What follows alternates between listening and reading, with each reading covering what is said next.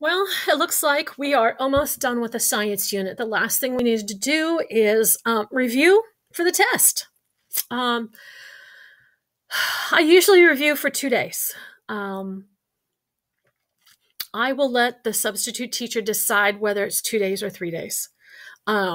Usually the first day is a formal test review, hard to copy. And then usually the second day is some kind of electronic game. um, to give you a fun way to review. And it's a way for you to figure out what you know and don't know at the very last minute to kind of study those things. Hopefully by now you've started studying, maybe 15 minutes before you go to bed. You decide the best way to study. For me, it might be first using the safety rules practice sheet and symbols and equipment practice sheets to see what I know. Maybe I am re-looking at my notes. Okay, let's look at the official test review. This will change. This is a rough draft, but you will have the original copy when she passes it out. So what we're going to have a test over is the safety rules, the symbols, and equipment. So my question is, how do you learn best? What type of studying helps you succeed on a test? I'm going to tell you, if you haven't had to study for a science class or any class, 7th and 8th grade is when you're probably going to need to start learning those tools.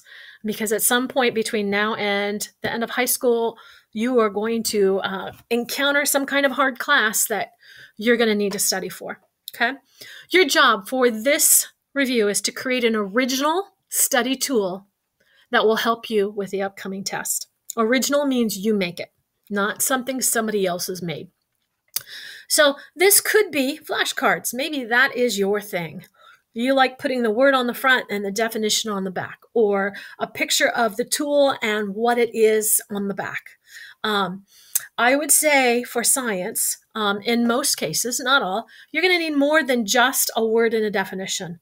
You know, if you know the tool and the name of the tool, you might need to give me a description. If you look at that practice sheet, some of them were just names of tools. Some of them were, why do you use it?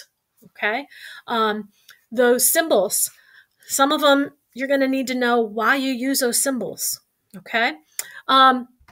So it could be flashcards. It could be maybe you're electronic and you want to do Google Doc or Google Slides to make flashcards. Maybe you like creating a video or creating an audio. I remember one year I had an excellent student who had really bad test anxiety. And no matter what we tried, we changed different kind of review tools. No matter what we tried, he just couldn't get the grade that he wanted. And he was an athlete, and one of his ways that he worked out for his sport was running for long distances and long periods of time, or walking. And I said, well, what do you listen to when you do that? He said, I listen to music. And I said, well, what happens if we turn our notes into an audio, and instead of listening to music, you listen to that audio on rewind for that half hour you're running or whatever you're doing? And for him, that tool worked. I mean, it took us a while to figure out what tool worked for him, but your job in 7th and 8th grade is to figure out how you learn best so that we can use that as a way to help you succeed. Okay, we want you to succeed and to get the grades that you want and to do, to be successful. And our job is to help you figure out those ways. Okay, so if you want to create a game, there is a limited time, so that might dictate what you choose to create. But original means that you create this tool yourself. You don't use something else that somebody's created. So please understand the concepts.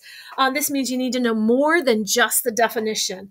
So if a specific situation is given, like that practice for science rules, if I give you a picture, whether it's color or black and white, of a lab and people doing a variety of different things, can you tell me who broke what rules? And then can you tell me how to change it so they don't break those rules? In that situation, can you identify which people were following the rules correctly and what rules they did follow? Can you identify a symbol and what it is and why it's used? Can you identify a piece of equipment by name? And can you tell me why it's used? Okay, so this is just more than a symbol and a name. You got to know more than just that. Okay, so you're going to need to know all the rules in the video notes and the practice, and you're going to need to know all the rules in the symbols and the practice. The science equipment, I would lean more towards the notes for sure, and the clues. You do not need to know all of the equipment that's pictured on the front, but those clues, some of those clues I will probably pull off and put on the test word for word. Okay. So usually what I do is I give you one day in class to do this, and then whatever's not done becomes homework. Okay. This is an assignment. The sub has my permission to collect this for a grade if she wants to take a grade. Okay. Generally, when I am back in class, I might collect it for a grade. I might collect it for extra credit, or I might even let you use it on a test, or I might do nothing with it, and I won't tell you ahead of time. The act of creating this review tool is a way to study. Go back to when you were in elementary school. Were there any of you who had to write your spelling words 10 times? The more you repeat something, the more likely you are to remember it. So this is yet another way for us to hit the material again. Repetition is going to help us remember. Okay. This particular review will not be used for extra credit, and this particular tool will not be open notes. You will not be able to use it on your test, but the sub may collect it for some points for a grade. Okay. So this is the expectation. I usually give you one day to do that. Okay. And whatever doesn't get done becomes homework. Remember, an original tool.